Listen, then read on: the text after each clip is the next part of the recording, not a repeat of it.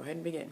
Well, many times throughout history, there's been little glimpses of racism, whether it was the Holocaust involving the Jewish and the Germans, or the Martin Luther King era involving blacks and Caucasians. Being a first grader, I really wasn't, I knew what racism was, but I didn't think I was going to encounter it at any time in my life. But when I moved from Terrasanta to Rancho Santa Fe, I was expecting for the kids to be inclusive instead of being exclusive, and they were actually doing just that. They were being exclusive, and I actually didn't know why. Until one day where I asked them if I could play football with them, and they said, "No, go away, you Oreo," because I was wearing all white and my skin was brown.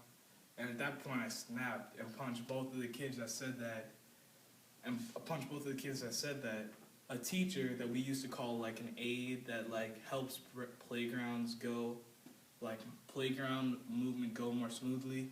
She came over. She didn't ask who started it or who ended it or who instigated it. She took me in first because she had the mind that I did something wrong when in actual fact it was the other two kids that were at fault. So while I'm sitting in the principal's office for my whole lunch period, we have these two kids that actually instigated the fight,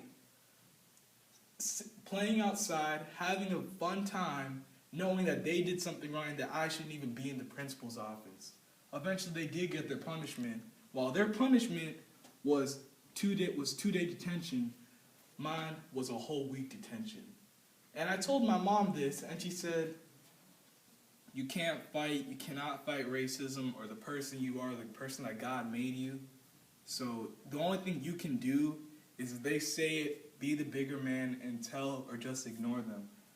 And then she told me that my dad, who's now a well-renowned doctor, had been facing racism ever since he got off the plane from Nigeria. And he said, if your father kept doing what you did by retaliating with physical actions, he would not be the person he is today. And I actually understood what she said. The ironic thing is that I understood what my mom was saying, and her words of wisdom really did help me to get to where I am today. And the ironic thing is that I actually haven't been in trouble as far as retaliating against people looking at me for who I am and my skin color. So, yeah.